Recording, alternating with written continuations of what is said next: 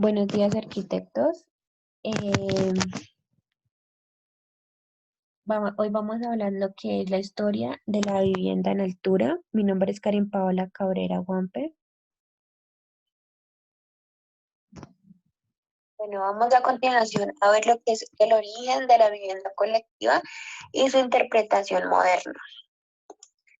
Bueno, prácticamente marcó el transcurso de una historia que es que en Francia a mediados del siglo XVII se había iniciado una construcción del Palacio Versalles, que concretamente es una idea de vivienda agrupada, colectiva, que también a la vez goza de beneficios exclusivos. Prácticamente era como una vivienda que solamente los ricos podían habitarlo, en un estatus social alto y muy afinado. También dice que era un fenómeno, ya que más adelante se veía como una aparición de conjuntos cerrados en la ciudad contemporánea. Prácticamente este gozaba de 1.300 habitaciones. Este espacio seguramente era la primera vivienda multifamiliar planificada de grandes proporciones. O sea, prácticamente en ese tiempo fue la primera viviendas multifamiliares, pero de estatus sociales altos que se reconoció hasta el momento, ya que varias unidades de vivienda independientes también convivieron en su misma unidad. Bueno, ya con todo esto se dieron bastantes ideas de viviendas colectivas, que fueron más o menos a principios del siglo XIX, que se les llamaba falansterios, que significaba varias personas viviendo en un solo sitio. A mediados del siglo XX hubo una propuesta por la CIAM, que eso quiere decir el Congreso Internacional de la Arquitectura Moderna, la cual fue una visión utópica. ¿Por qué hicieron esta propuesta? Ya que en aquel entonces había un problema del desarrollo industrial y en económico, dando paso a unas guerras mundiales. Por otro lado, un problema también socioeconómico. A su vez, esta utopía, que fue la visión que se planteó por la CIAM, fue un orden armónico sobre lo existente, es decir, remediaría la crisis habitacional y social, erradicando las viejas estructuras. De ahí la vivienda en altura constituye una nueva dirección, por lo cual se unió lo que era lo colectivo y lo privado. Asimismo, concentrándose bajo el mismo contexto territorial y dando así una nueva connotación al público y dando así su relevancia por la intimidad y lo público. Bueno, gracias a esto también se pudo ver que hubo nuevas proyecciones y nuevos campos de conocimiento y desarrollo tecnológico para nuevas y próximas viviendas en alturas y colectivas. Bueno, asimismo de esta manera, los bloques de vivienda sirvieron como modelos para la planificación de las ciudades. Es decir, que ellos tenían como referente las mismas viviendas en altura para las manifestaciones de acuerdos de territorios y también teniendo en cuenta que esa vivienda iba a tener un impacto en lo que es social, económico y público y a nivel sectorial. Y iba a tener también una estructura sociopolítica en el Estado. Gracias a eso también hubo las construcciones en alturas y en la defensa de las áreas libres o la ciudad de jardín. Bueno, ya después de estudiar lo que fue el origen de la vivienda colectiva y algunas propuestas anteriores, ahora vamos a ver lo que es la multifamiliaridad en Latinoamérica. Viéndolo así, la vivienda en altura, estudiaremos a continuación lo que son unos países, que está Colombia y más 4 naciones. Estas fueron seleccionadas ya que es muy importante resaltar que en ellas habían viviendas multifamiliares de alta densidad y por las que fueron variablemente posible en cuanto a lo que fue político, social y económico, o sea que trajeron un impacto al territorio. Bueno, en esas están Brasil, Cuba, México y Venezuela. Vamos a ver en lo que fue Brasil. Brasil fue escogida por su alta producción de vivienda multifamiliar y su estado federal fue como la importancia de varias ciudades privadas y además su capital. De ahí sigue la que es la nación de Cuba, que su vivienda en altura no fue tan contemplada por ser conocidamente como la producción multifamiliar, pero sí constituyó en un contexto diferente, ya que pues, fue por la llegada de la revolución y donde cambió totalmente el sentido de propiedad de la vivienda y el suelo, por lo que pasan de propiedades al Estado. Bueno, lo que fue la vivienda multifamiliar o llamada vivienda en altura en Latinoamérica fue en la década de finales de 1920 y comienzos de 1930, que fue que en Latinoamérica se crearon las primeras industrias destinadas solamente a viviendas colectivas y para financiar aquellas viviendas o conjuntos para construir su economía. También pues, se motivaban principalmente en acuerdos prácticamente con la política y también por demandas de vivienda y establecimientos por los primeros asentamientos informales que se dieron a causa de estas viviendas.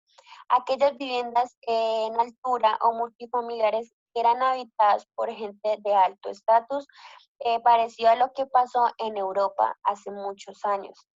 Ejemplo, multifamiliares de forma masiva. Bueno, vamos a ver lo que es la vivienda colectiva, 100 años de experimentación. Bueno, la revolución más grande que hubo en toda la historia fue la primera fue en la década del siglo XX, donde el hombre ha estado habitando el planeta desde hace millones de años, pero aproximadamente hace 10.000 años que comenzaron a construir edificaciones, viviendas comunes y para permanecer harto tiempo o un tiempo estable, iniciando con las construcciones y edificaciones de piedra.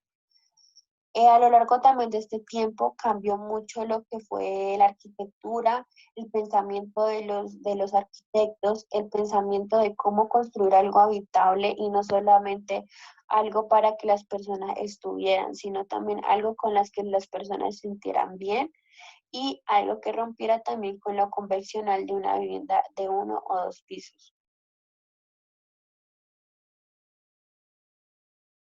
Vamos a ver las experiencias holandesas y alemanes de las primeras posguerras, o sea, cómo se inició en ese tiempo la vivienda colectiva.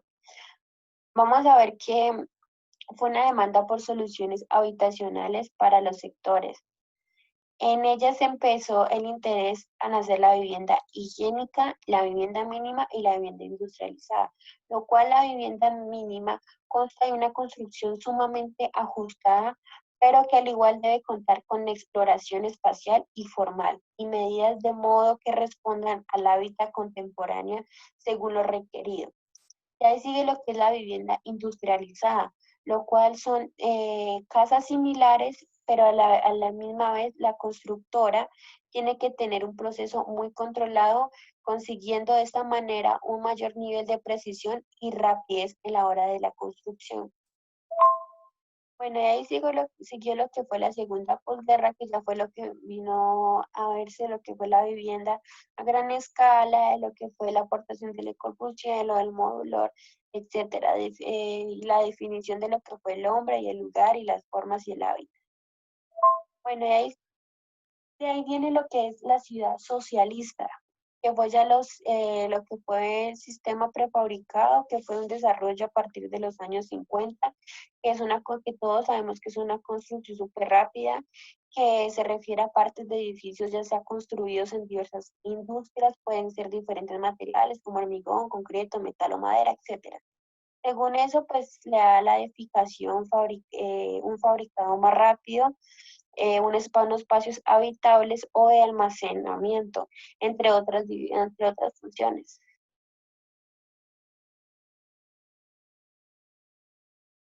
Bueno, vamos a ver lo que es la línea de tiempo que se inicia prácticamente en el Viejo Egipto y en el Oriente Próximo.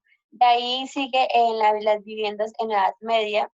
Continuamos con la arquitectura del Renacimiento en el siglo XVI. Pasamos a la revolución industrial queda en el siglo XIX y por último la revolución arquitectónica del siglo XX.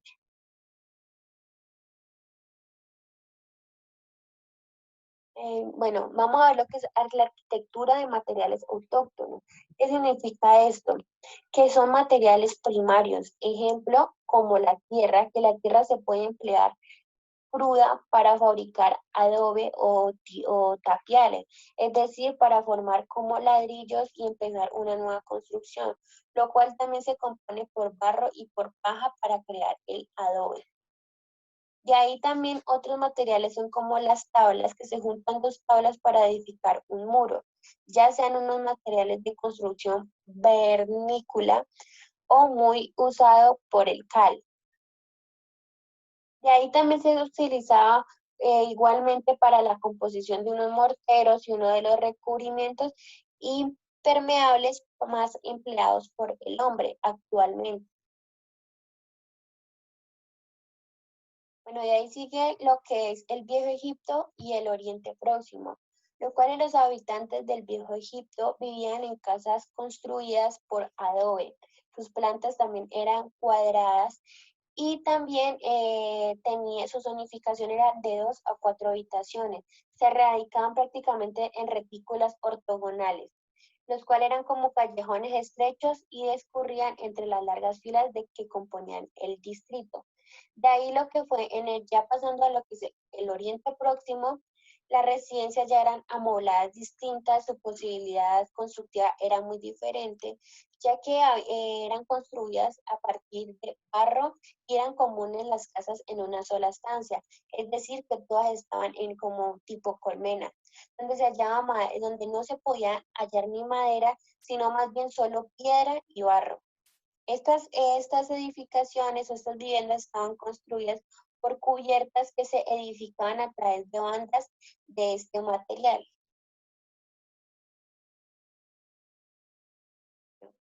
La vivienda en la Edad Media. Se suponía que en este tiempo que fue Europa en la Edad Media, desaparecieron lo que fueron las tipologías de residencia. Entonces, ¿qué pasa? En ese tiempo todos vivían bajo los feudos y enormes castillos. Lo que pasó en esto fue que más adelante y poco a poco se fueron mejorando y mejorando lo que fueron las viviendas, tanto así que empezó unos núcleos urbanos en expansión. Entonces, en esas zonas de expansión aparecieron lo que fue posteriormente la clase mercantil. Empezó a construirse grandes casas señoriales en urbes de feudos rurales. También al final las casas señoriales evolucionaron hasta transformarse en palacios, que en pocas palabras se dirían que son como viviendas en altura, pero para los nobles. Bueno, vamos a ver lo que es la arquitectura del Renacimiento del siglo XIX, que era vivir ahí. Bueno, la historia es muy complicada ya que la vivienda en sí tiene alta complejidad, pero más se puso complejo al mirar lo que fue el palacio.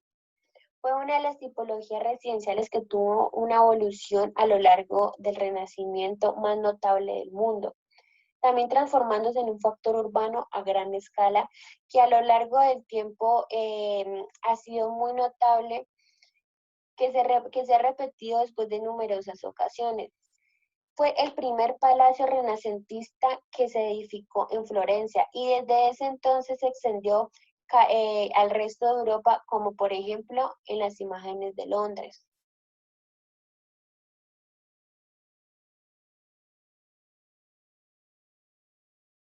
Bueno, ahí hablaremos de lo que fue la vivienda en la revolución industrial, lo cual produjo una enorme explosión demográfica, proporcionando así apariciones nuevas de clase social y nuevas viviendas, lo cual prolongó que vivieran y que se hicieran también haciendas nuevas en condiciones miserables a lo largo de los grandes núcleos industriales. A finales del siglo XIX, las residencias se hallaban entre las preocupaciones más esenciales de los arquitectos y asimismo, gracias a ello, aparecieron nuevas ciencias, nuevas ideas y nuevos proyectos encabezando la planimetría urbanística, también asimismo alertando la expansión de las ciudades, de los pueblos, etcétera, demandando también asimismo el núcleo urbano y la organización urbana. Gracias a los nuevos géneros de transporte, fueron direccionados asimismo las viviendas que fueron en altura. Esas viviendas en altura fueron hechas y prácticamente construidas en lo que fue en las zonas de expansiones, a lo ancho y a lo alto. A lo ancho fue la merced de transportes horizontales de ferrocarril, etcétera. Y a lo alto desde la invención de lo elaborado de los Estados Unidos, que fue bloques de pisos poco a poco más altos que favorecieron en la espectaculación sobre el costo y el suelo. Y por último, vamos a ver lo que es. Bueno, en el siglo de la revolución de la arquitectura del siglo XX, fue que a través del tiempo fue notable la evolución de lo que fue la vivienda colectiva o vivienda multifamiliar, dando así a los arquitectos nuevas imaginaciones y asimismo para explorar nuevos ámbitos, tanto como fachada como y diseños de interiores, para asimismo dar un ambiente más culto y un ambiente más habitable para las personas. Asimismo, cambiando su tipología. Podría decirse que su tipología moderna todavía no han sido admitidas totalmente, sobre todo en las obras unifamiliares. También a finales del pasado del siglo, una serie de arquitectos estaban proyectando residencias conforme a los principios y materiales que imponían su temperatura. Muchas gracias, arquitecto.